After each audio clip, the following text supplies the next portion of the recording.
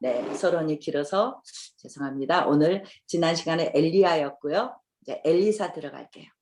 여러분들 밥을 안 먹어서 배고프신 분은 이렇게 화면 끄시고 식사하시면서 들으셔도 돼요. 네.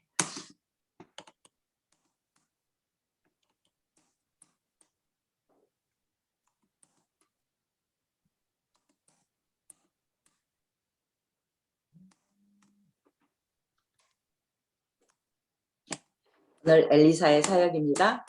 한 판에 볼게요.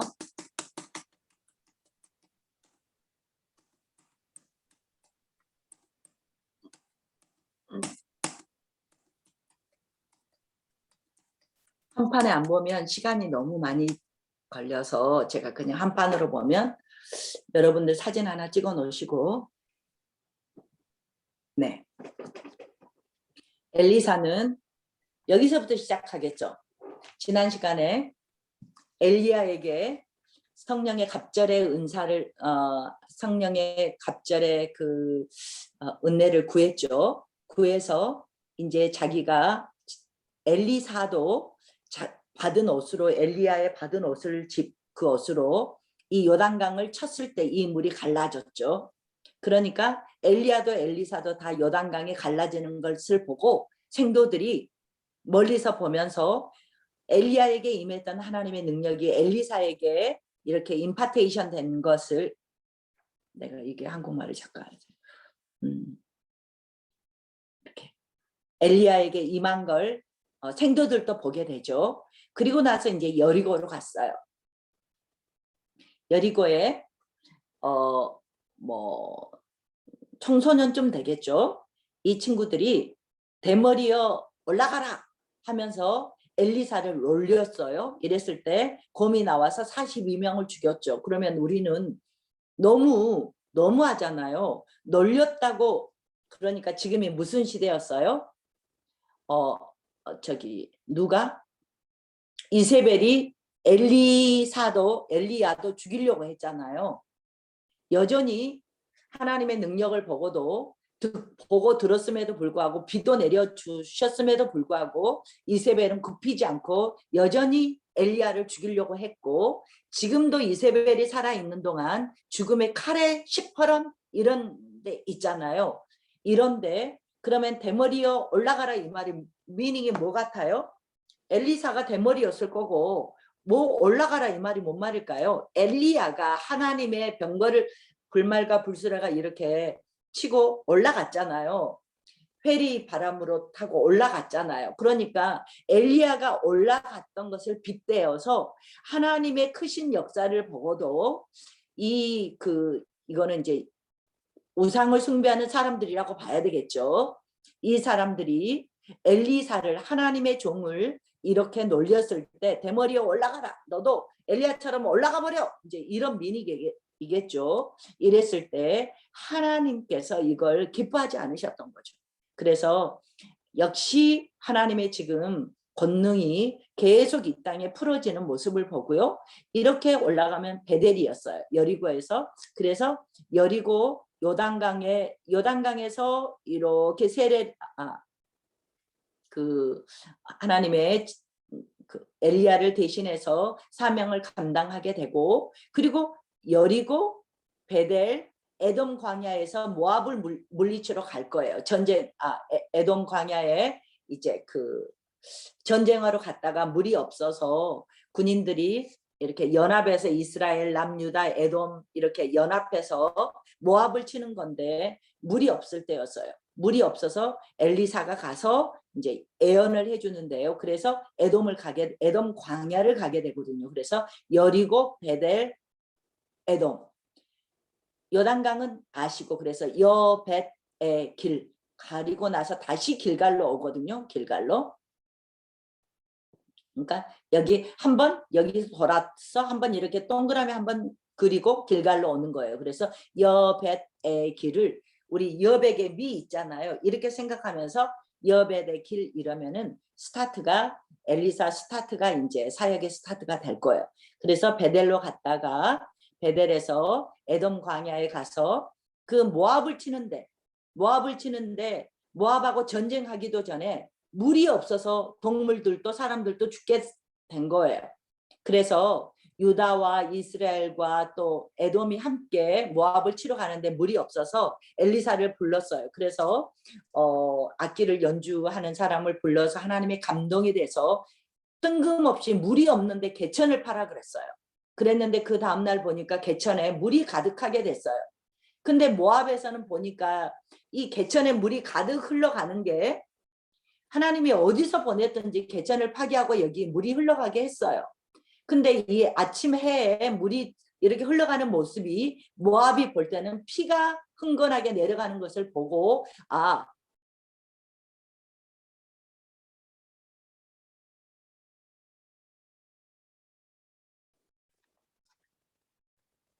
그래서 이제 모압까지도 이기게 되는 이 전쟁의 스토리가 에돔 광야의 모압과의 전쟁 스토리였어요. 그리고 이게 지금 2장에서 엘리야의 후계자로 된 다음에 2장, 3장, 4장, 5장, 6장, 7장까지는 2장에서 7장까지는 계속해서 왕들이 사이사이에 끼지만 엘리사의 스토리가 그리고 8장까지 가요. 그리고 13장에서 엘리사가 죽게 되죠. 길갈에서 죽고요. 수넴 여인이 엘리사를 위해서 거처를 예비해 놓죠. 침대도 놓고 책상도 놔두고 오며 가며 언제든지 쉴 수 있는 장소를 수넴 여인이 이렇게 마련해 줬어요. 그러니까 엘리사가 감동을 했겠죠. 왜요? 우리가 말했잖아요. 이세벨의 지금 칼날 아래 있는 시대라고. 이때 무서워서 돕지도 못할 텐데 수넴 여인은 이세벨을 엘리사를 이렇게 극진히 섬겼단 말이죠. 여기에 감동해서 수넴 여인에게 얻는 게 뭐지? 하고 봤더니 본인은 말도 안 했어요. 아니라고. 그랬는데도 종을 통해서 알아보니까 아들이 없었죠. 그래서 그러니까 얼마나 감사했는지 감동을 해서 아들을 하나님이 주셨어요. 그랬는데 엘리사가 갈멜산에 있는데 이 아들이 죽은 거죠. 그래서 이 수넴 여인이 와서 종을 보낸다 그래도 안 된다 그러고 직접 수넴 여인의 집에 와서 아들을 기도할 때 맞대어 기도할 때 이 아들이 살아났어요. 그러면 이상하게 지난 시간에 엘리야도 사르밧 과부가 시돈의 사르밧 과부의 그 아들이 죽었다가 살려주셨잖아요. 수넴 여인도 아들을 주셨다가 또 죽었는데 또 살아나게 했어요. 공통점이 있잖아요.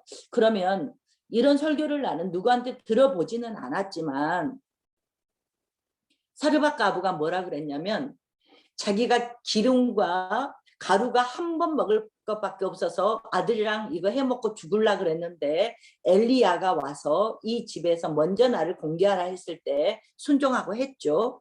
그랬는데 하나님께서 이 가정에 기름과 가루가 떨어지지 않았어요. 어느 때까지? 계속해서. 엘리야가 있는 계속해서. 그럼에도 불구하고 그러면 하나님이 살아있는 걸 봤잖아요. 그랬는데 이 사르밧 과부의 아들이 죽었다가 살아나자 이 사르밧 과부의 입에서 하는 말이 이제야 하나님이 살아계신 걸 알겠습니다 하고 믿었단 말이죠. 이런 일이 있었어요. 그랬는데 수넴 여인도 또 이 아들이 살아나는 이걸 보면 이 시대에 이 사람들에게 정말로 부활의 믿음을 준 거잖아요. 하나님의 생명도 주관하시고 죽은 사람도 살리고 이런 얼마든지 부활을 시킬 수 있는 하나님을 경험한 거잖아요. 그래서 정말로 하나님의 역사를 일으킬 때는 항상 뭐가 있어요? 고통이 따른 것 같아요. 하나님을 보여주는 사람은 늘 고통이 따르지만 여기에 하나님의 기도와 하나님의 이 능력이 흘러갈 때는 하나님을 여과 없이 보내주는 역사가 흘러가는 거죠. 그래서 이 사람들 두 분 다 어땠어요? 극진하게 하나님의 종들을 섬겼을 때 어땠나요? 자기 아들이 죽었어요. 아들이 죽었다가 살아났어요. 그러면 사르밧 과부의 고백처럼 이들의 신앙이 아들이 살아난 것도 좋아. 하지만 아들은 언젠가는 또 죽겠죠. 근데 내 마음속에 하나님이 어떤 분인가를 정확하게 체험하는 것은 이것보다 더 큰 선물이 어디 있을까라는 생각이 들어요. 정말 하나님은 우리의 믿음도 진짜 천태만상이잖아요. 애기 신앙도 있는가 하면 좀 성숙하신 분도 있고 정말 기감이 되신 분도 있고 우리의 믿음은 우리가 판가름할 수 없단 말이죠. 주님이 아시는데. 그런데 이 믿음의 끝자락까지 정말 우리 모두가 믿음이 정말 하나님의 그 예수님의 장성한 분량에 이르기까지 잘하고 싶단 말이죠. 이럴 때는 정말 하나님을 보여주는 이런 깊은 믿음에 도달하기까지는 이런 아픔이 있지만 이런 아픔 속에서도 이렇게 하나님을 경외함으로 어쩌면 목숨을 걸어놓고 공개할 수도 있는 이런 상황들, 이런 어려운 시절에 자기 살기도 어려운 이런 시절에 이런 아름다운 일들 속에 하나님께서 정말로 큰 하나님의 그 역사를 이루어 줬을 때 이분들이 얼마나 그 깊이까지 하나님을 경외하는 그 믿음이 들어갔을까라고 생각하면 진짜로 참 감사한 생각이 들어요. 그래서 길갈에서 한번 쭉 갔다 왔다라고 생각하시면 돼요. 보세요. 요단강 건너왔어요. 건너와서 이렇게 한 바퀴 딱 돌아서 여백의 길 왔어요. 여백의 길에서 수넴 여인 갈멜산에 있는 엘리사까지 만나서 이렇게 살리는 이 기적 체험하고 다시 길갈로 왔어요. 다시 길갈로 왔었을 때 어디 있죠? 여기에서 가루가 넣어서 독을 해독하는 사건이 있어요. 여기가 어디 있을 건데 두 번째 여기 있다. 가루로 이 야채를 국을 끓였더니 뭐 호박 나무라고도 하고 이제 그 식물에 독이 있었던가 봐요. 그래서 그 가루를 넣었더니 국이 독이 없어지고 해독이 됐다. 이러면서 아마 이 장에 연결이 돼서 이 야채와 떡으로 20명을 먹였던 몇 명이더라? 이런 이제 그 120명인가? 이렇게 이 기적을 또 보여주죠. 그래서 엘리사의 기적은 예수님이 행했던 거의 모든 기적을 엘리사가 행했어요. 그리고 이렇게 길갈에서 이제는 요단강으로 가서 첫 번째 요단강이 처음에 그 엘리야의 후계자가 됐을 때 요단강 한 번이었죠. 다른 건 아니에요. 같은 지역일 거예요. 두 번째 요단강 첫 번째는 후계자로 계승된 스토리였고 두 번째 요단강은 5장에서 나아만 장군이 치료받으러 온 아람 표준 세번역 보면 수리아라고 나와요. 아람 지역이 시리아예요. 수리아. 이 아람의 장군이었던 나아만 장군이 이렇게 요단강에 와서 7번 담거라 그랬을 때 이제 화가 나서 갈라 그랬는데 주변의 사람들이 더 큰 일을 하라 그래도 할 건데 그게 뭐가 어렵다고 안 하세요. 순종했을 때 깨끗해졌죠. 네. 그리고 이제 또 세 번째 요단강에서 있었던 일이 선지자의 이거 말고 생도 가부 이거 기름 말고 이것은 여기 길갈 돌아왔을 때 여기 선지자 생도 두 아들과 생지사 가부가 기름 이제 굉장히 가난했죠. 이랬을 때 너 집에 뭐가 있냐 그랬더니 기름이 조금 있다 그랬어요. 그래서 그러면 그릇을 빌려와라. 그래서 그릇을 다 놓았더니 그릇이 있는 만큼 그 하나님께서 그 기름이 채워져서 이걸 팔아서 사용하도록 해주셨어요. 이 기름 길갈 이 다음에 이렇게 갔다 와서 두 번째 길갈 사건이 가루로 국을 해독했고요. 그리고 나서 이제 요단강이었다. 첫 번째는 후계자 스토리, 두 번째 5장에서 나아만 장군이 나왔던 스토리, 세 번째는 도끼가 빠졌다가 내가 이걸 빨리 못 찾네요. 이 다음 스토리인가 봅니다. 내가 다음 장으로 가겠습니다. 네.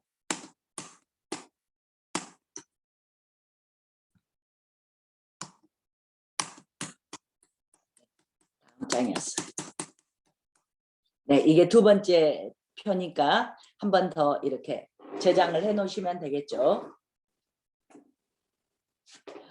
그래서 두 번째 요단강에서 여기 나아만 장군 스토리 7번 그래서 이제 이런 스토리가 있어요. 이것은 읽어보시면 돼. 나아만 장군이 뭐 게하시가 가서 이렇게 물질을 요구했고 이런 것들이 있었고, 그리고 세 번째는 그 생도들이 나무를 하다가 도끼가 물에 빠진 거예요.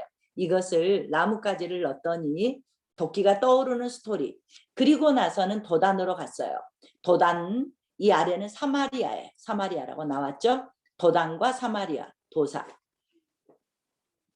도단에서는 무슨 일이 있었냐면 엘리사가 도단에 있었는데 아람에서 회의를 했어요.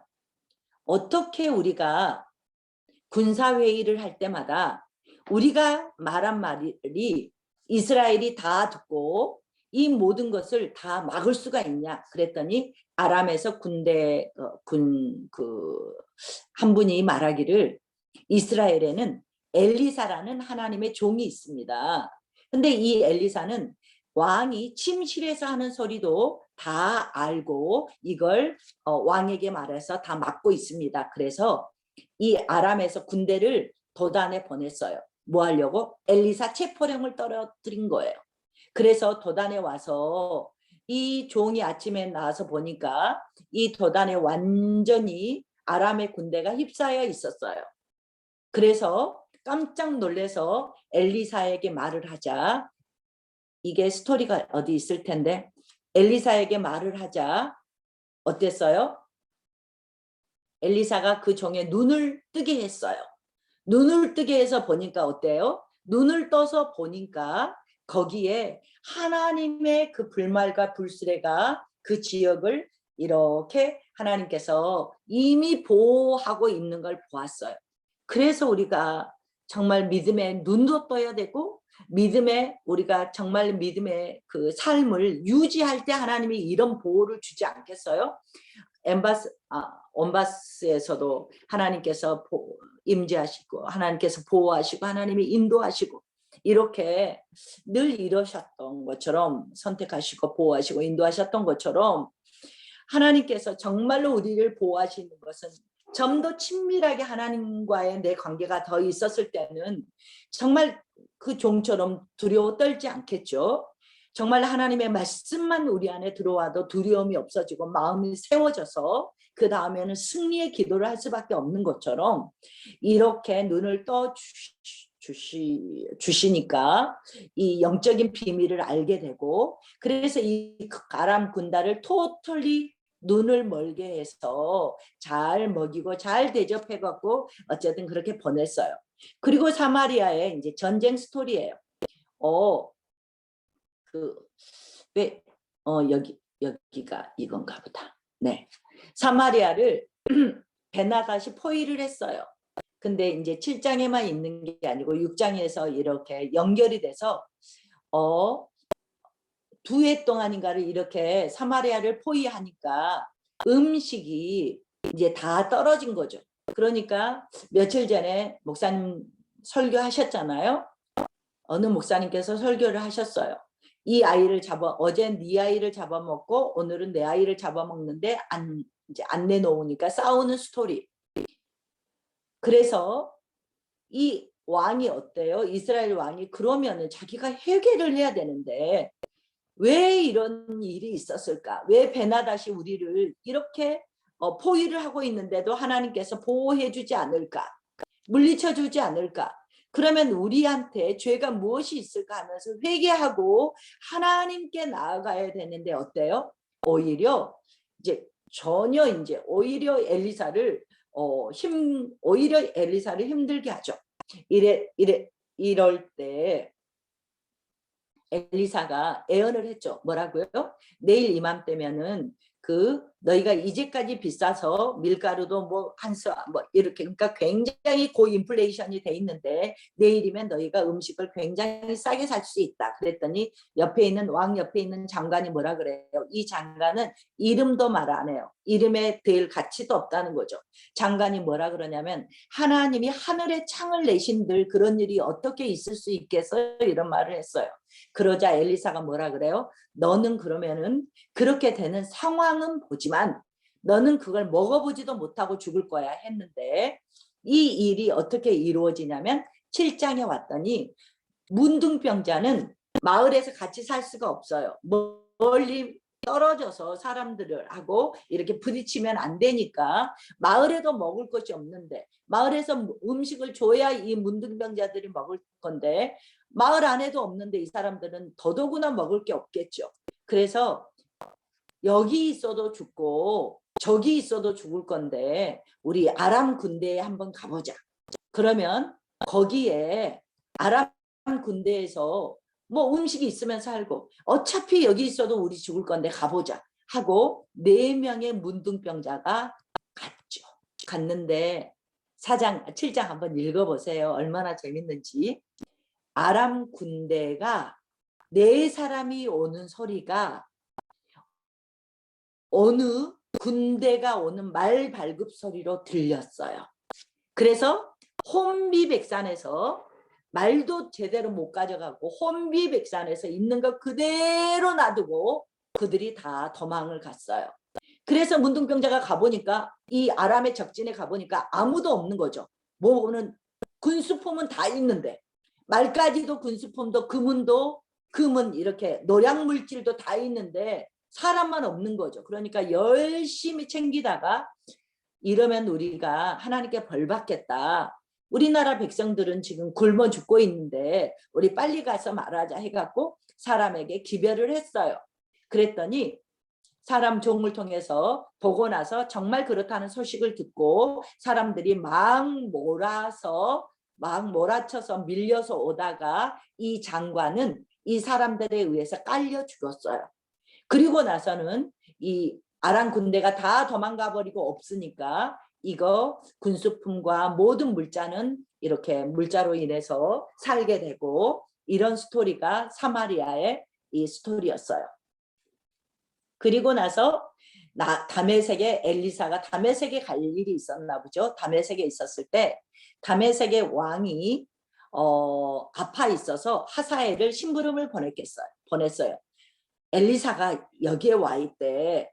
그러니까 네가 가서 내 병이 낫겠나 알아봐라. 그랬더니 엘리사가 쏘아보면서 예언을 했죠. 네가 왕이 될 거다. 그랬더니 이제 급히 하사엘이 자기의 왕을 죽이고 이제 그 아람의 왕이 된 거죠. 여기까지의 스토리가 여기 7장까지의 스토리고 그리고 이제 13장에 가면 여기 13장 나왔네요. 13장에 가면 엘리사가 여기는 안 나왔는데요. 죽을 병에 걸려서 죽었어요. 엘리사가 죽을 병에 걸려서 죽었다 했는데 저는 이 말에 그렇게 위로가 됐어요. 웃기죠?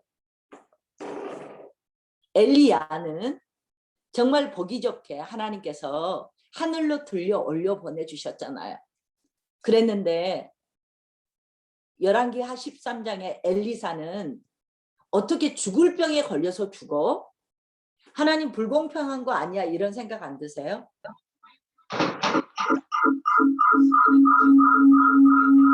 그랬는데 보세요. 그렇게 나도 옛날에 그런 생각했거든요. 그래서 말씀드린 거죠. 그런데 보세요. 열왕기하 2장에서 엘리사가 승천하면서 죽을 때는 이 죽음으로까지라도 하나님이 살아계심을 정말 하나님만이 참 신임을 죽음으로써도 증명을 했어요. 시대가 어떤 시대니까 바울 천하가 되어버렸던 바알 제국이 되어버렸던 바알 왕국이 되어버렸기 때문에 이걸 대적 죽음으로써도 하나님의 살아계심을 선포하기 위해서 엘리야가 그랬을까요? 하나님께서 그렇게 하셨겠죠.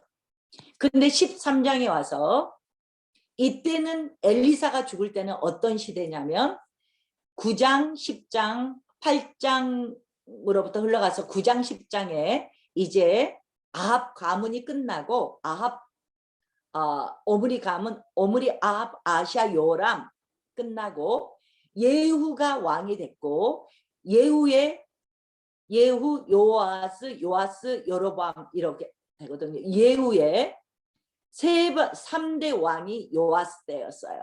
그러면 예후가 무슨 일을 했냐? 9장 10장에서 아합 가문을 완전히 깨끗하게 청소하면서 바알 제사장들도 다 같이 죽여버렸어요. 그러면 이때 13장쯤 돼서 엘리사가 죽을 때 시대는 바알이 어느 정도 다 정리가 된 시기죠. 그리고 하나님이 살아계심을 엘리사가 살아있으면서 많이 예후가 정치적인 하나님의 그 심판을 했다면 엘리사를 통해서 종교적으로 하나님께서 살아계심을 계속 하나님의 대리 통치를 보여주었었죠. 이랬을 때 엘리사는 하늘로 올라가나 올라가지 않으나 올라가지 않더라도 하나님의 영광을 이미 선포한 하나님의 종이 된 거죠. 그래서 시대가 이래서 이 종들의 죽음이 다를지라도 나 같은 사람은 엘리사가 죽을 뻥에 걸려서 죽었다는데 너무 큰 은혜를 받았다 말이죠. 이제 그 스토리를 얘기하면 너무 길어지니까 그냥 갈게요. 그랬는데 엘리사가 죽어 있었어요. 시체로 죽었는데 도적대들이 들어온 걸 보고 시체를 장사로 갔다가 도적이 오자 이 시체를 던져버리고 누가 있는 엘리사가 있는 시체 그 옆에다 던져버리고 도망갔단 말이죠. 그랬는데 그 엘리사의 시체를 옆에 던졌던 이 시체가 엘리사의 시체에 닿자가 살아나 버렸어요. 그러니까 엘리사도 죽어서도 하나님의 이 죽은 뼈, 엘리사의 죽은 뼈를 통해서도 하나님은 여전히 유감없이 하나님이 살아계심을 선포하셨어요. 네, 이런 스토리가 요한하 13장에 엘리사가 죽었어도 하나님의 영광을 선포하는 이런 게 13장에 있어요. 이렇게 엘리사의 스토리는 이렇게 2페이지를 통해서 간략하게 정리를 했어요. 그러면 우리가 처음에 남북 분열의 원인을 이렇게 열왕기 상 12장에서 말했어요. 여로보암 2세가 여로보암의 길로 갔더라는 게 뭐지 하면서 12장부터 잠깐 훑어봤어요. 그러면 아합이 악의 축인데 왜 아합이 악의 축이 됐나를 이세벨이 결혼되고 그리고 남유다까지 이렇게 아달랴를 심어서 시집 보내서 남쪽까지 바알 나라가 돼버리도록 바알 종교를 완전히 왕들이 섬기면 백성들은 다 섬기니까 이런 죄를 범해서 아합이 악의 축으로 꼽히는 이런 범죄를 해서 하나님의 예후를 통해서 이 아합의 가문을 모두 심판했다라는 말을 몇 번 드렸어요. 그러면 이 사이에서 예후가 정치적으로 왕으로 이제 하나님이 세우셔서 아합의 가문을 깨끗하게 말끔하게 청소하게 됐죠. 정치적인 심판. 그리고 엘리야와 엘리사를 통해서 너희가 왕인데 너희가 하나님의 제대로 통치를 받지 못하기 때문에 하나님께서 선지자를 통해서 하나님이 왕이심을 선포하고 있다라고 우리가 살펴보았어요. 그래서 엘리야 스토리를 한 토막 봤고 엘리사 스토리를 저희가 또 모아서 한 토막을 봤어요. 그래서 2장에서 스토리는 7장까지 가지만 결국은 13장에서 엘리사의 사역은 마치고 하나님께 돌아가게 됐죠. 그러면 그 사이에 9장 10장에서 예후가 아합의 집안을 어떻게 깨끗하게 청소하면서 하나님의 사명을 감당했는지 이 이제 예후의 이제 스토리를 우리가 잠깐 보겠습니다. 예후는 보면서 예후는 스토리가 이제 북쪽에서는 예후가 왕이었을 때 물론 아합, 아시아, 오므리, 아합, 아시아, 요람 이게 오므리 가문의 4대거든요. 그래서 예후가 아합의 마지막 왕이었던 아합, 아시아, 요람 하면 요람이 마지막 왕이었어요. 예후가 왕이 돼서 이 마지막 왕인 요람을 왕이 된 다음에 무기똑같이 요람 왕을 죽였어요. 요람 왕을 죽이자 이 요람하고 이제 이미 결혼을 했기 때문에 아하시아하고 사촌 형제나 마찬가지죠. 엄마가 아하시아는 요람하고 아달랴가 결혼해서 아하시아가 낳기 때문에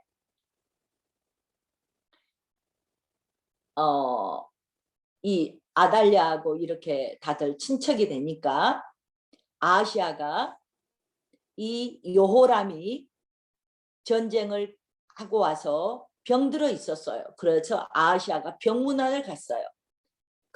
이때에 예후가 가서 요람을 죽이고 이걸 보고 아하시아가 무기토까지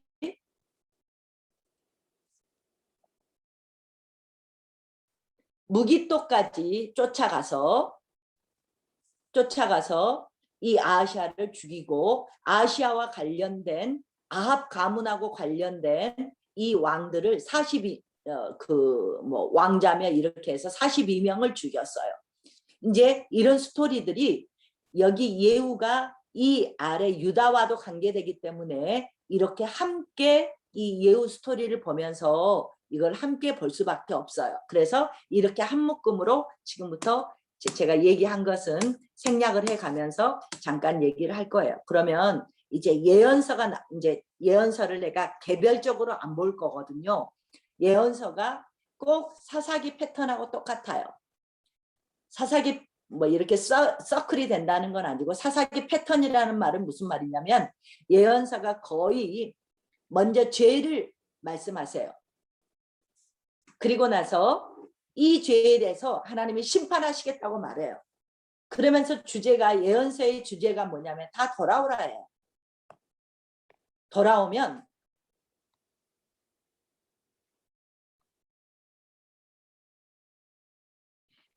하나님께서 용서하시겠다는 거죠.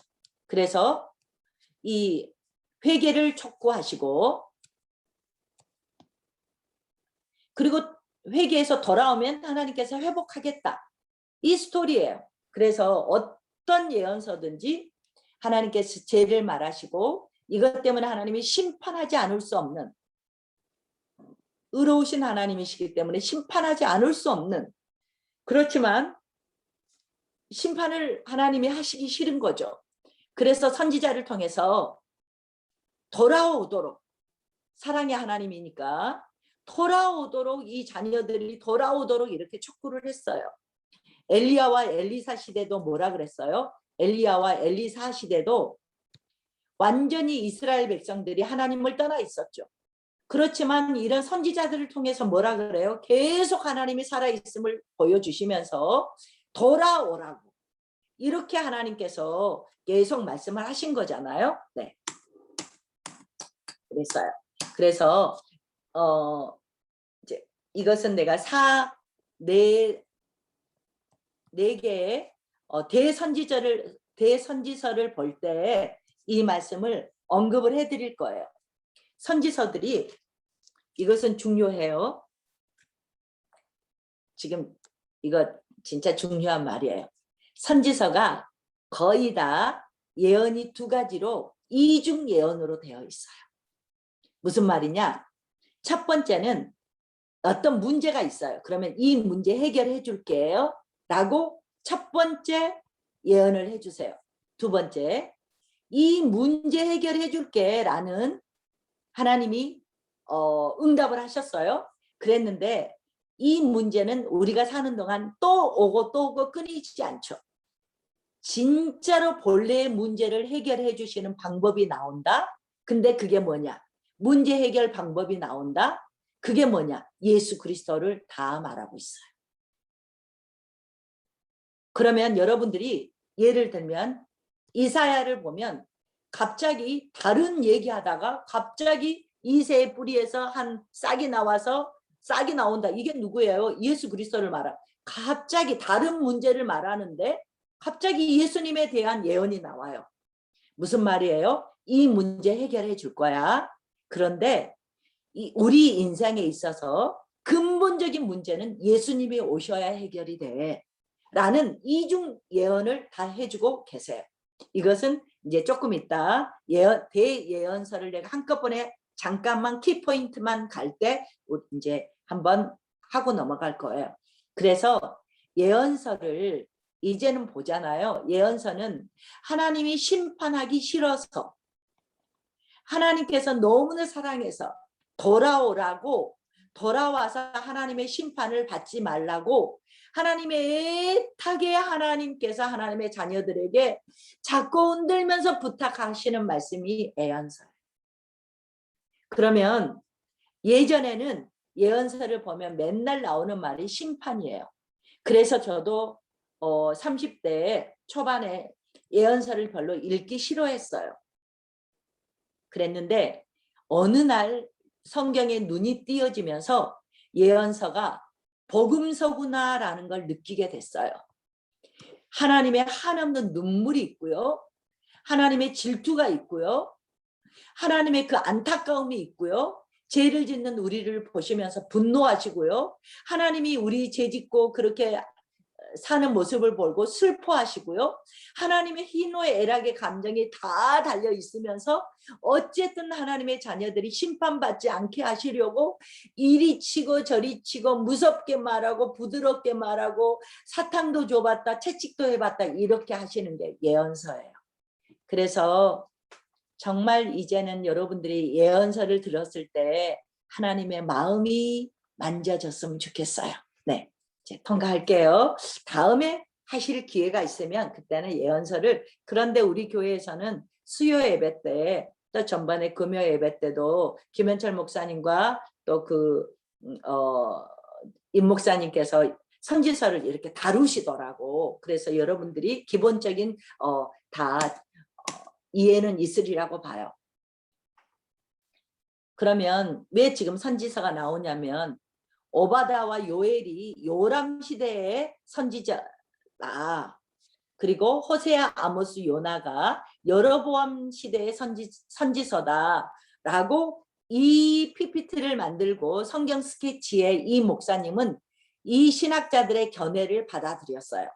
이 책을 썼다고, 이게 이제 장 목사님이 쓰셨는데 이 장 목사님이 책을 썼다고 자기 마음대로 오바다와 요엘의 요람 왕 때 이 성경 요람과 오바다와 요엘이 들어간다라고 이 장 목사님이 집어넣은 게 아니고 오바다와 요엘이, 죄송하지만 시기 미상이에요.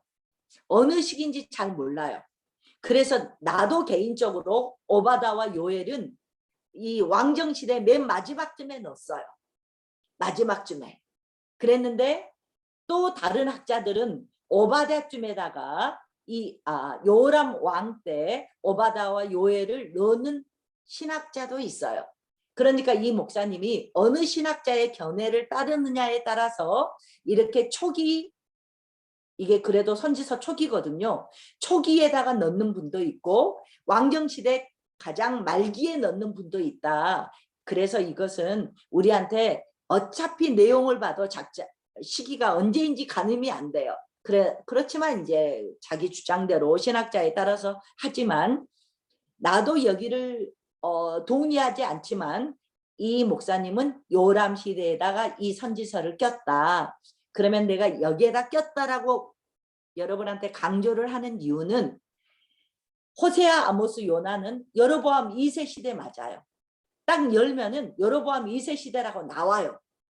그러니까 이 세 선지서는 언제 읽어야 되냐면 여로보암 2세 때. 이것도 열왕기, 이게 어디 있냐면 열왕기하 14장의 아래쯤 맨 끝에쯤 보면 여로보암 2서는 7절밖에 안 나와요. 7절밖에 안 나오는데 이 왕정 북이스라엘 왕정 210년 동안에 가장 강대국을 만들었던 게 여로보암 왕이에요. 근데 이 여로보암 왕은 열왕기하 14장에 7절밖에 안 나오거든요. 그러면 이 시대가 어땠나를 보려면 호세아, 아모스, 요나서를 읽으시면 돼요. 요나는 물론 이때 당시 아수르가 일어났고 니느웨를 향한 하나님의 심판을 말하지만 그 열왕기하 14장을 보면 요나가 여로보암 시대에 왕 옆에서 예언하고 활동했던 선지자라고 나와요. 그래서 여로보암 시대가 얼마나 악했나를 우리가 알 수 있는 게 호세와 아모스서를 보면 바람난 창기를 말하는 게 호세아서잖아요. 이게 이스라엘과 같다라는 말이에요. 그래서 여로보암 시대가 이렇게 시대적으로 종교적으로 경제적으로는 부유했지만 이렇게 하나님 안에서 우상 숭배로 정말로 하나님 보시기에 악을 추구했던 시대였구나. 그럼 얼마나 추구했지를 보려면 호세아와 아모스를 보시면 이제 됩니다. 라고 말을 이제 지금 알려드리는 거죠. 그러면 요람 시대는 오바다와 요엘을 껴서 읽어보시면 이제 남은 자를 통한 여호와의 구원, 성령을 우리에게 주시는 스토리들 이런 것들이 이제 오바다는 에돔의 어떻게 보시면 되냐면 에돔이 불바다대 라고 생각하면서 오바다는 에돔에 관한 에돔의 심판을 말하고 있구나. 에돔이 형제 나라를 도와주는 게 아니고 적편에 서서 하나님의 마음을 아프게 해서 심판을 받게 된다라는 스토리가 오바다를 통해서 나와 있어요. 네, 그래서 예언서가 내가 이제 몽뚱그려서 지금 말씀을 했고 그럼에도 불구하고 예언서를 이 왕 때입니다라고 이 왕 때 이 예언서가 있습니다라고 강조를 지금 몇 번 하는 것은 우리는 안 읽고 가지만 여러분이 그 참고서 있잖아요. 참고서를 통해서라도 여로보암 시대 때 이런 책을 빨리 한번 보십시오. 요람 시대 때 몇 장 안 돼. 다 몇 장 안 돼요. 그러면은 이렇게 정리해 놓은 책이기 때문에 몇 줄 안 되는 걸 여러분 볼 수 있잖아요. 이렇게 보시면 요람 시대에 하나님이 이런 말씀을 하고 싶으셨구나. 여로보암 때에 하나님이 이렇게 말씀을 하고 계시는구나. 우리가 가늠해 볼 수 있다라고 하시고 이제 예후를 가겠습니다. 네, 오바댜 갈 거예요. 요엘 그냥 갈 거고요. 다 몇 장 안 돼. 2장, 3장이에요. 그래서 그냥 읽어보시면 돼요. 모르시면 뭐 어디에나 네이버를 쳐도 다 나오고 여러분의 그 온바스에서 주신 참고 서적 보시면은 아주 여러분이 이해가 쉽게 되어 있으니까 제가 시간 할애 안 해도 될 것 같아요. 네, 예후 차례입니다. 대강 얘기 말했고요. 길랏 라못에서 예후가 길랏 라못에서 그 엘리사의 생도가 가서 기름을 부었죠. 그래서 왕이 됐어요. 그리고 나서 사명이 뭐냐? 아합 가문을 심판하는 거예요. 아합 가문을 심판하는 거였어요. 그러면 이때 시대에는 아래는 또 어떻게 되냐?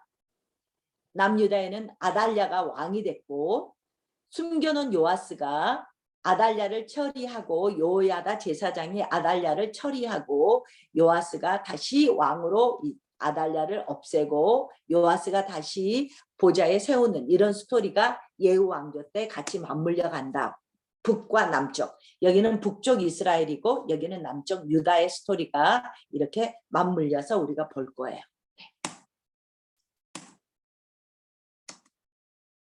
네, 길랏 라못에서 엘리사의 성도가 와서 이렇게 기름을 부었죠. 예후를 찾아와서.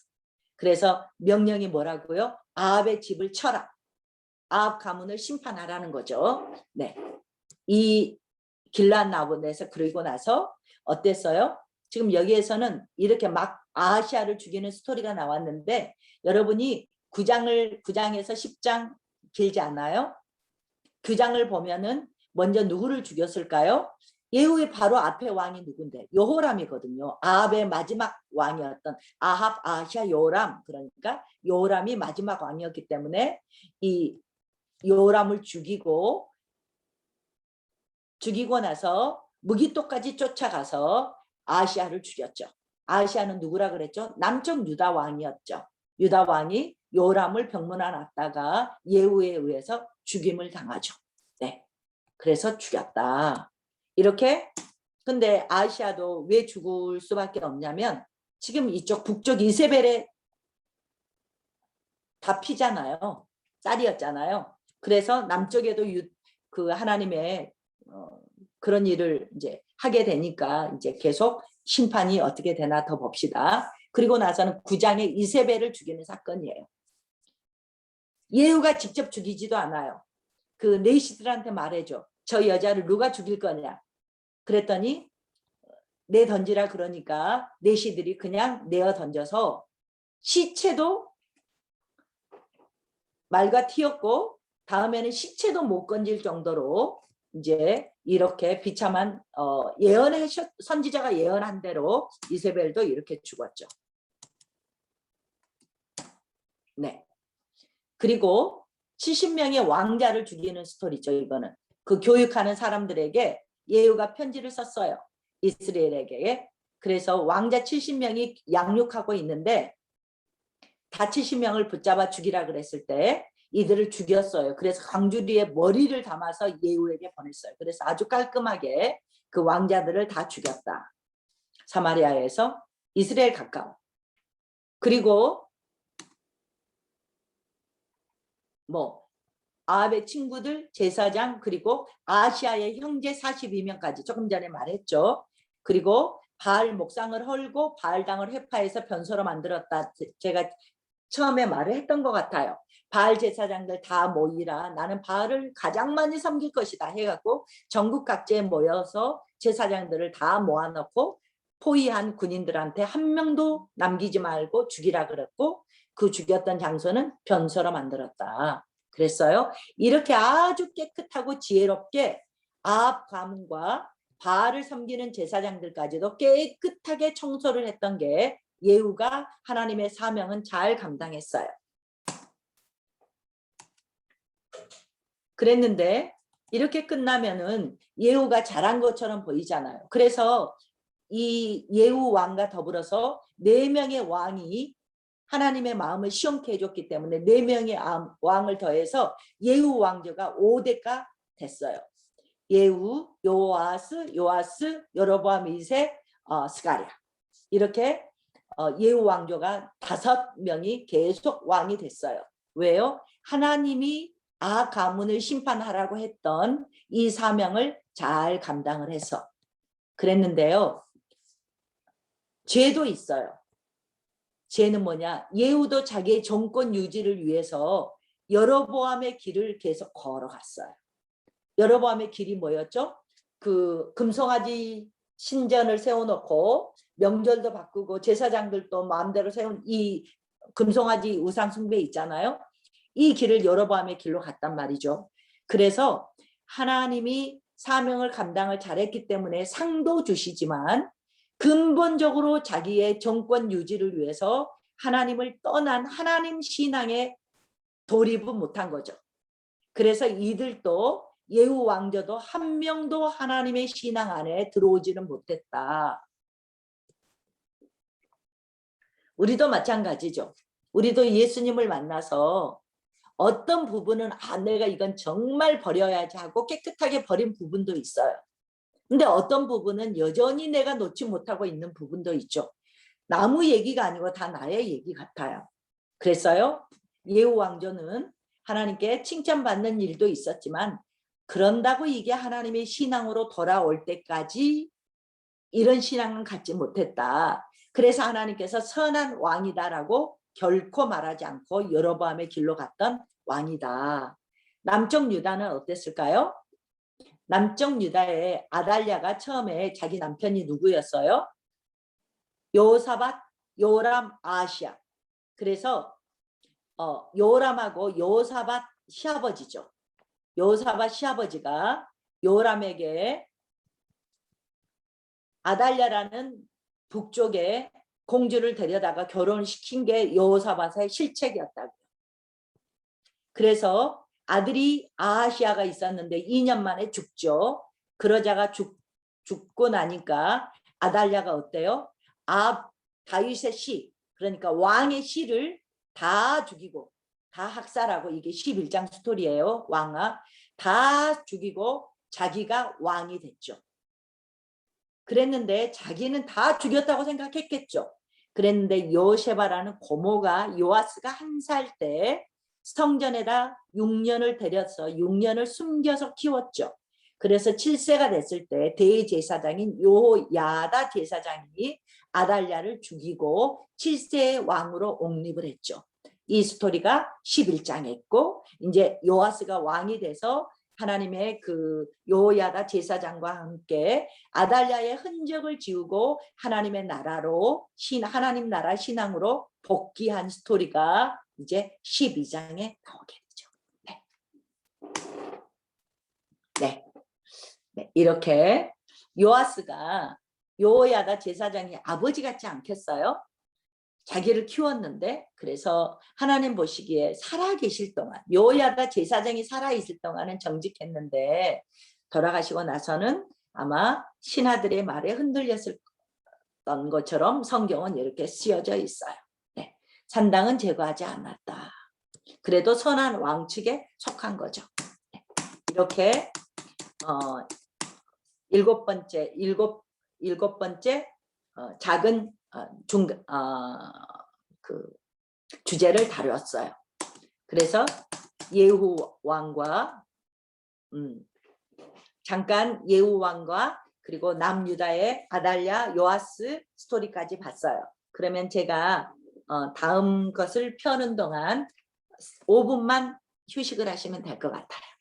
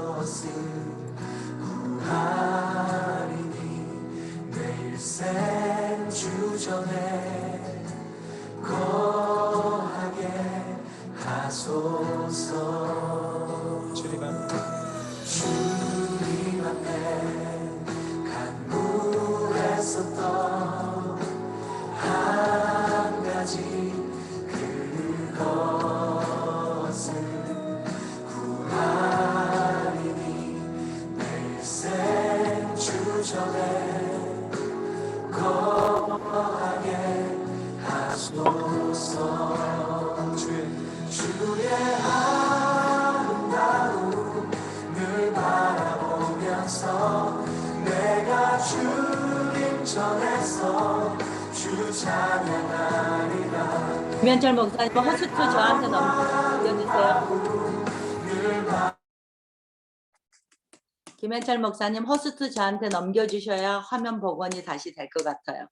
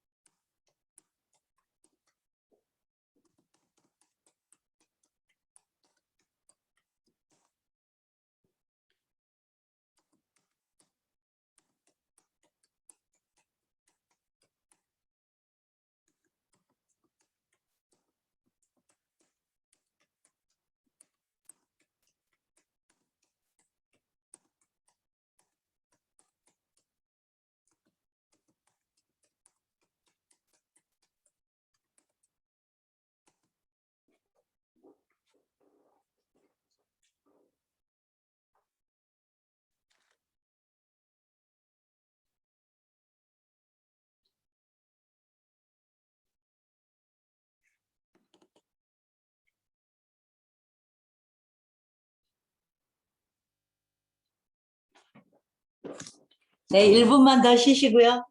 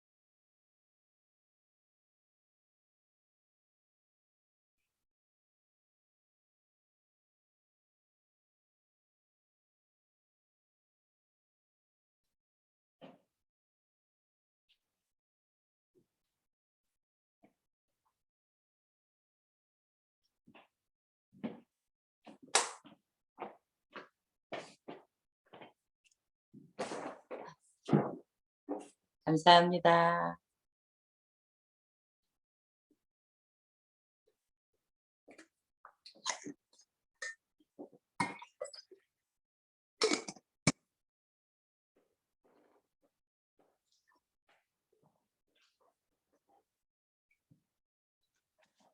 이게 이제 금방 북이스라엘이 끝나요. 이제 보겠습니다.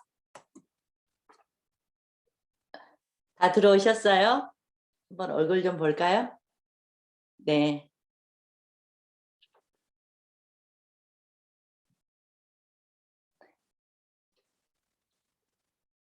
들어가겠습니다. 네. 지금 예후 여로보암 2세 제가 막 통과한 게 호세아, 아모스, 요나를 제가 통과했어요. 통과하고 여로보암 2세는 이렇게 가장 강대국이었고 북이스라엘 때 가장 강대국을 이뤘고요. 호세아, 아모스, 요나 선지서를 통해서 이게 보면 된다라고 했는데 열왕기하 14장을 한번 열어보세요. 그리고 호세아로 곧바로 들어갈 거예요. 열왕기하 성경 열왕기하 14장.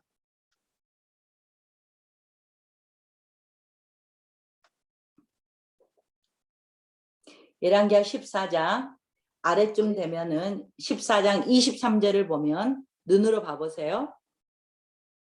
여러분 지금 유다의 왕 요아스의 아들 아마시아 제15년에 이스라엘의 왕 요아스의 아들 여로보암이 아직 왕들이 여러분의 마음속에 정리가 안 됐기 때문에 헷갈릴 거예요. 그렇지만 지금은 어쨌든 이스라엘의 왕 요아스의 아들이 그러니까 예후, 요아스, 그 다음에 여로보암 네 번째 왕이에요. 예후 왕조의 네 번째 왕인 여로보암이 사마리아에서 41년간 다스렸다.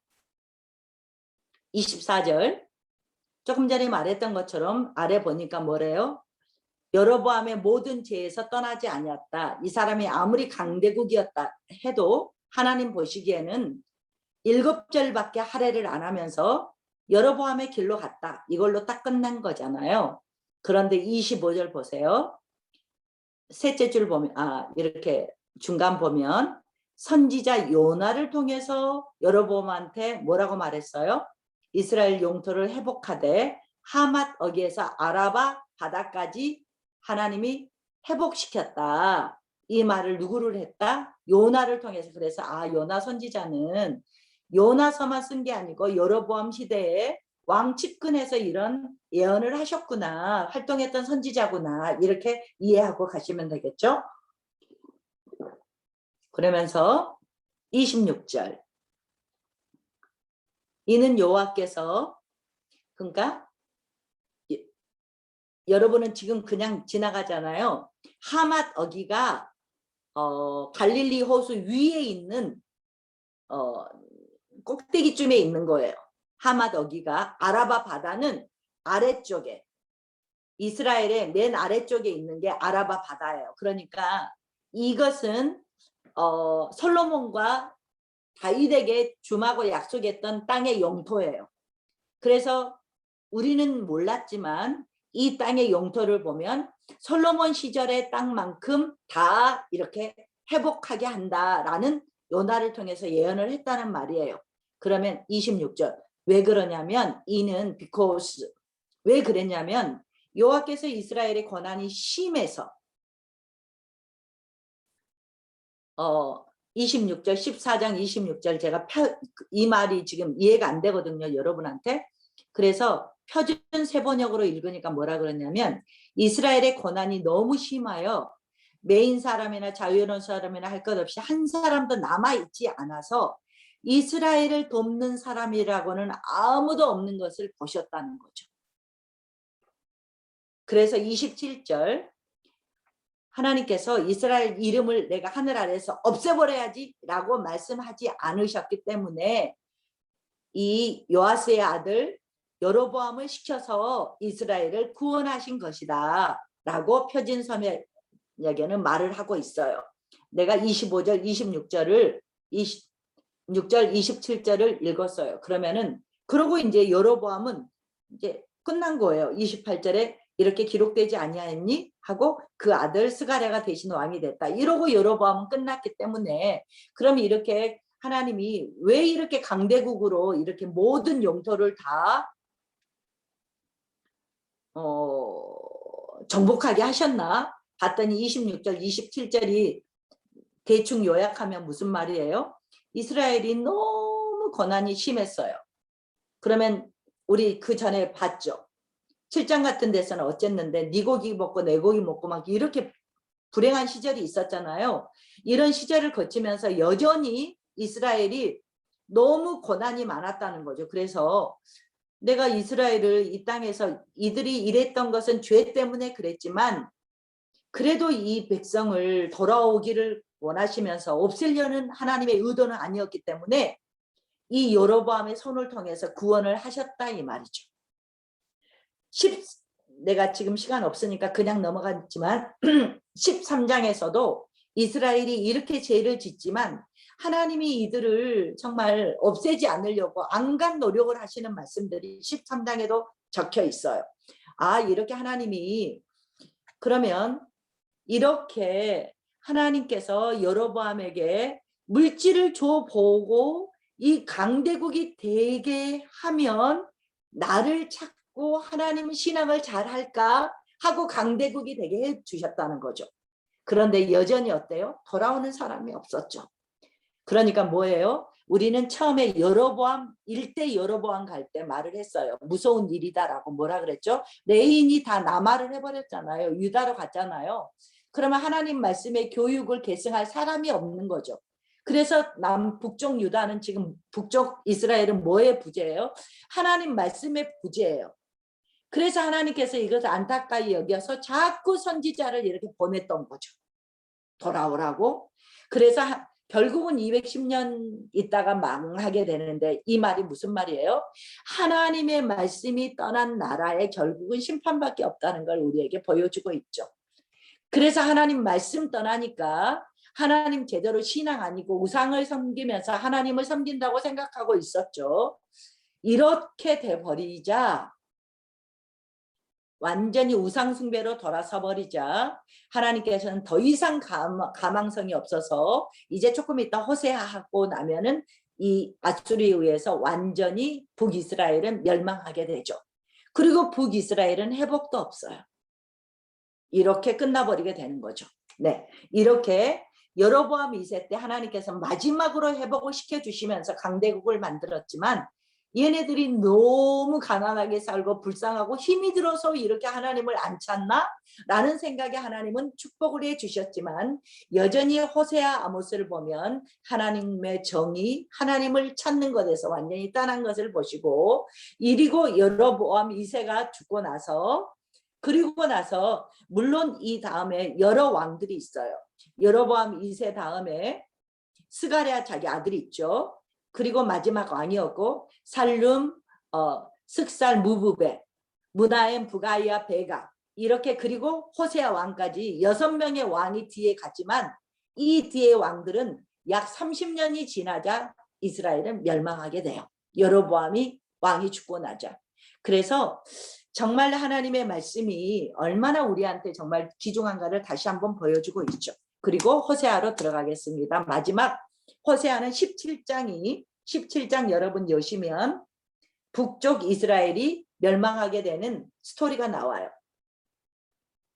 전번에도 그랬듯이 이번에도 사마리아를 3년간 아수르가 포위를 했어요. 왜 포위했을까요? 항상 이스라엘이 이렇게 있잖아요.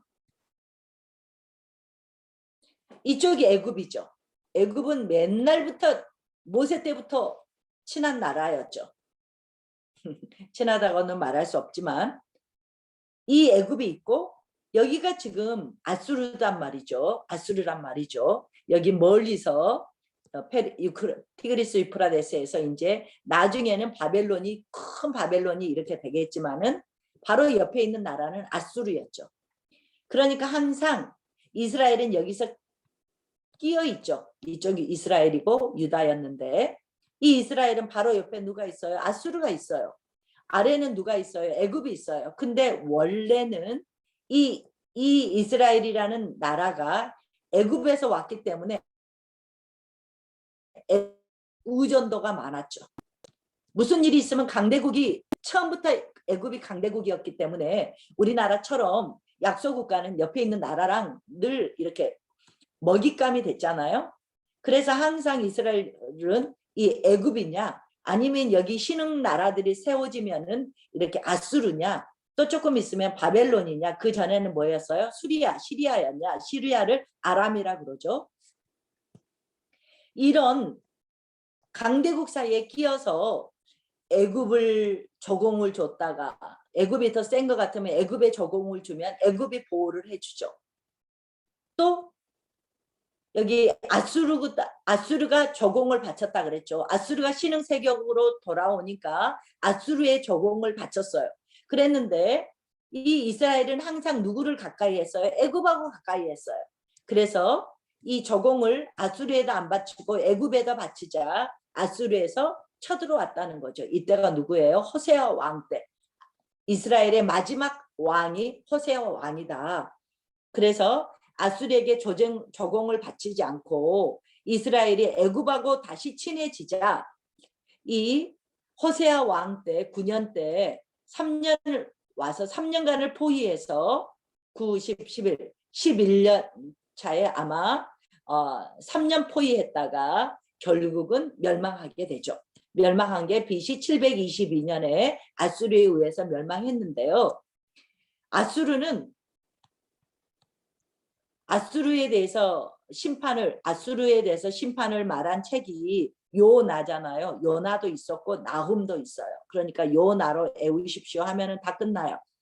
요나 때는 회개를 했지만 이러고 나서 다시 악이 성해져서 나훔 때 아수르에게 멸망을 선포하죠. 그런데요, 아수르는 항상 이때 이제 선지서에도 나오지만은 강포한 나라라고 나와요. 그래서 아수르는 항상 이렇게 한 나라를 접수를 하면은 두 가지 정책을 썼죠.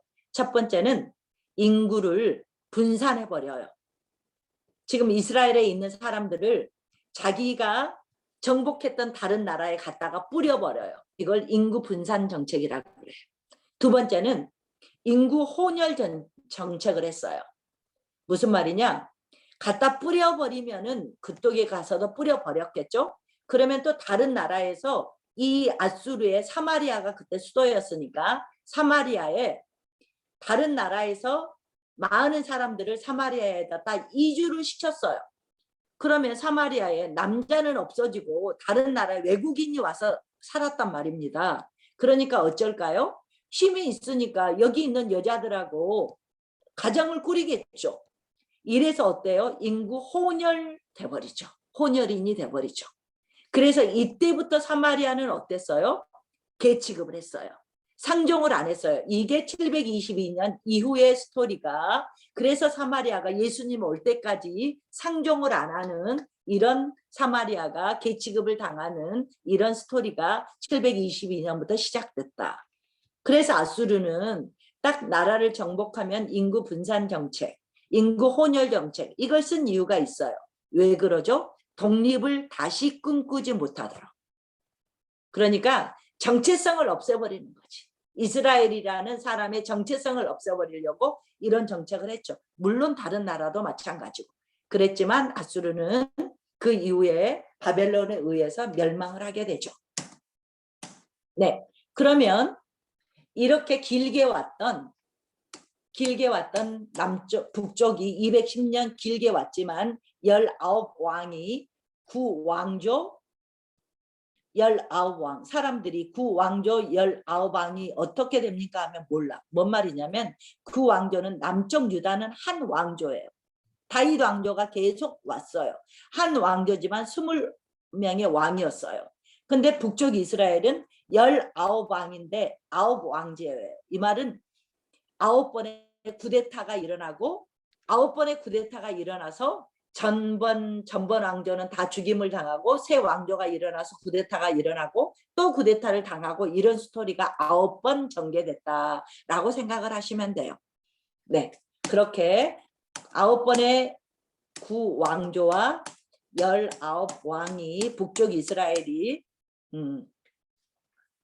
이제 분열 왕국이 북쪽 이스라엘이 멸망함으로 분열 왕국이 끝났고 그러면은 이렇게 북쪽이 722년에 멸망했어요. 몇 년에? 932년에 이렇게 분단으로 보거든요. 그래서 210년간 있다가 북쪽은 멸망을 했어요. 그러면은 남쪽에서는 몇 번 말했죠. 열왕기 하 17장에서 이렇게 멸망을 했다고.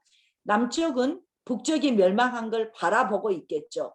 바라보고 있는 왕이 남쪽에서는 누구냐? 히스기야 왕이다. 히스기야 왕이 722년에 북쪽이 멸망할 때 남쪽에 있었던 왕이 히스기야 왕이었는데 586년까지 남쪽 유다는 계속 가서 586년에 바벨론에 의해서 멸망을 하게 돼요. 그래서 722년에서 586을 계산을 해보면 몇 년 더 한 거죠? 136년인가 146년인가요? 약 어쨌든 140년 정도를 더 남쪽 유다는 더 있다가 이제 멸망을 하게 되죠. 왜 그렇죠? 남쪽에 19명의 왕은 한 명의 선한 왕이 없었어요.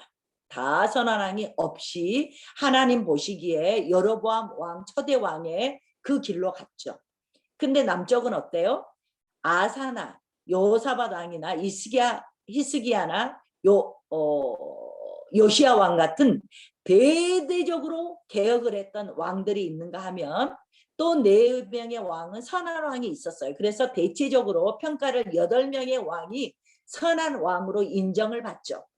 그래서 하나님께서 140년 정도를 더 연장을 시켜주시고 그래도 여기에는 하나님의 말씀이 레위인들이 있고 성전이 있고 예루살렘 성전이 있어서 하나님 중심의 신앙을 그래도 해보려고 개혁했던 왕들이 있었기 때문에 더 남쪽은 140년을 더 갔고 그리고 멸망을 했지만 하나님께서 나중에 다시 회복시키는 역사가 남쪽 유다를 통해서 이루어진다.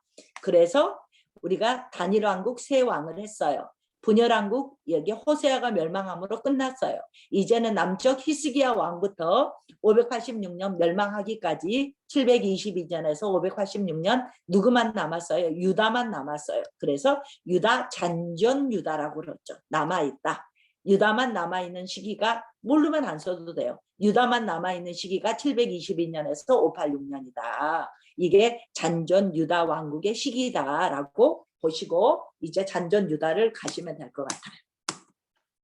그러고 보니까 4분 남았는데 이제 마무리를 하겠습니다. 그래서 우리가 단일왕국 봤죠. 분열왕국 이제 끝났어요. 북쪽이 멸망했으니까 끝나버렸죠. 그러면 이제 어디만 남아있어요? 남쪽만 남아있어요. 남쪽만 남아있는. 그러면 남쪽에서는 히스기야가 보고 있다 그랬잖아요. 그래서 아마 다음 시간에는 우리가 히스기야의 개혁에 대해서, 그리고 히스기야의 개혁과 그 1차의 요아스가 스토리가 나오거든요. 이게 너무 말이 어렵기 때문에 제가 다음 시간에는 이것을 좀 더 쉽게 1차, 2차, 3차 속에 스토리가 다 있거든요. 그러면 이거 스토리와 이 속에 1차, 2차랑 같이 암기를 하려면 여러분 너무 어려우니까 제가 다음 주에 이것을 조금 달리해서 여러분이 그냥 쉽게 알 수 있도록 여기를 정리를 해드리고, 히스기야 왕을 정리하고 1차가 요시야 왕이거든요. 요시야 왕의 개혁 보고 히스기야 왕이 어떻게 개혁을 했지? 요시야는 어떻게 종교 개혁을 했지? 그러고 나면은 외세 침입 때문에 이제는 마지막이 시드기야 왕이 마지막 왕이에요. 시드기야 왕에 의해서 왕 때에 722년에 멸망한다. 이렇게 두 개를 같이 이렇게 세 가지 테마로 요시야 보시고 왕 전쟁이 있고 시드기야 때 멸망한다. 이러면은 왕경 시대가 다음 시간에 마무리될 것 같아요. 그리고 시간이 되면 바벨론에 끌려갔던 그 바벨론 포로 시기, 70년의 포로 시기를 알 수 있는 게 이제 기환을 하면서 포로 시기를, 여기는 기환 시대. 네, 포로로 끌려갔다가 포로로 돌아오겠죠. 포로 70년간 스토리가 기환 시대 책 속에 잠깐 들어가 있어요. 이것들의 스토리를 이제 다음 시간에 보면 몇 주 안 하면 이제 그 규약을 마무리할 것 같습니다. 그러면 이제 분열왕국 했으니까 다음 시간에 남쪽 유다 하면서 남쪽 유다 끝나고 그리고 포로기 한 2주 정도에서 하면은 아마 5월 채 지나기 전에 구약이 다 마무리될 것 같습니다. 그러면 네, 수고하셨고요. 우리 함께 1분 기도하시고 오늘은 누가 대표로 마무리 기도를 우리 해주실까요? 김건엽 집사님 옛날에 기도 한번 하셨죠?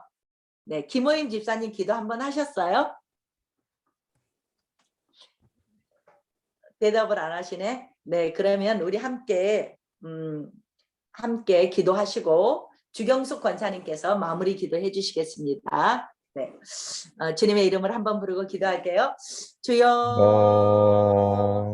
하나님 아버지 감사합니다. 주님 감사합니다. 귀한 날 귀한 시간 주님을 왕경시대 사랑하는 마음으로 어려운데 모였습니다. 우리 사랑하는 형제 자매 어려운 공부를 이스라엘이 힘든 가정 속에 많은 고난을 있는데요. 겪으며 주님 주님께서 이런 수많은 말씀을 인자가 그들에게 하나님께서 경고하고 위로를 하나님께로 돌아오라고 그리고 과연 주님 어떻게 권하였지만 신앙생활을 해야 그들은 되는지 여전히 하나님의 그들이 심정을 담아가는 놀라운 처음 시간이 되어지도록 계곡에 하나님의 사랑을 보여주시고 하나님이 여로보암의 길로 우리에게 다윗의 원하시는 길로 가지 마음을 않고 저에게 하나님을 보여주셔서 따르는 그 마음 길로 담고 가고 이 여로보암의 밤에도 길로 하나님과 가서 온전히 교제하는 그들 밤이 되게 하시고 드디어 손을 얹고 멸망하였습니다. 축사하오니 하나님의 주님, 회복의 밤이 되어지고 우리의 길을 지키시는 하나님의 주님은 정말 끝없는 위로의 밤이 사랑입니다. 주님 되어지고 말씀 주님이 그대로 우리에게 말씀하시는 주님이 밤이 말씀하신 되어지도록 이 것처럼 밤도 주님 주님께서 온전히 주장하여 주시옵소서. 따르는 다윗의 힘들고 길로 어려운 신체도 걸어가는 주님 그런 온전히 우리들이 회복시켜 되기를 주시기를 주님께 주님 의탁하오며 간절하게 감사하신 소망합니다. 예수님의 이름으로 인도하여 기도합니다. 주시옵소서. 아멘. 주시옵소서. 사랑의 하나님 감사합니다. 저희들 이렇게 성경 공부를 통하여 하나님의 귀한 말씀을 배워갑니다. 이 말씀으로 인하여 우리가 영적으로 날마다 자라나게 하시고 우리를 돌아보게 하여 주셔서 하나님의 기쁜 뜻이 무엇인가를 날마다 새기며 주님의 귀한 뜻대로 살아갈 수 있는 우리의 인생이 될 수 있도록 인도하여 주시옵소서. 우리 선교사님 하나님 귀한 말씀을 가리키며 하나님 아버지 애쓰고 있습니다. 그 수고가 헛되지 않게 하여 주시고 목과 건강을 지켜주시고 앞으로의 사역도 주 하나님이 함께 하여 주셔서 하나님의 영광의 도구만 온전히 사용될 수 있도록 주 하나님 인도하여 주시옵소서. 하나님 아버지 또한 우리가 또 이 말씀을 배움으로 인하여 그것들이 우리 머리에서 소멸되는 것이 아니라 가슴에 새겨지게 하여 주셔서 날마다 하나님의 귀한 말씀을 상고하고 읽을 때마다 하나님의 귀한 스토리들이 기억나게 하시고 그걸 통하여 하나님 우리 지혜로운 신앙생활을 영위해 갈 수 있도록 주 하나님 인도하여 주시옵소서. 아멘. 하나님 네. 이 성경 공부가 마쳐지는 데까지 하나님께서 우리의 지혜를 붙들어 주시고 총명을 더하여 주셔서 하나님의 귀한 말씀이 날마다 뿌리내리게 하여 주셔서 귀한 말씀으로 우리의 영적으로 성장되게 하시고 하나님의 귀한 뜻을 이어갈 수 있는 저희가 될 수 있도록 인도하여 주시옵소서. 예수님의 이름으로 기도합니다. 아멘. 아멘. 아멘. 하늘에 계신 우리 아버지여, 이름이 거룩히 여김을 받으시옵소서. 나라의 임 없이면 빛이 않아서 이루어진 것 같이 땅에서도 이루어지이다. 오늘날 우리에게 일용할 양식을 주옵시고 우리가 우리에게 죄진 자를 사하여 준 것 같이 우리의 죄를 사하여 주옵시고 우리를 시험에 들게 하지 마옵시며 다만 악에서 구하여 주옵소서. 나라와 권세와 영광이 아버지께 영원히 있사옵나이다. 아멘. 수고하셨습니다. 수고하셨습니다. 편안한 밤 되시고요. 네, 수고하셨어요. 네, 감사합니다.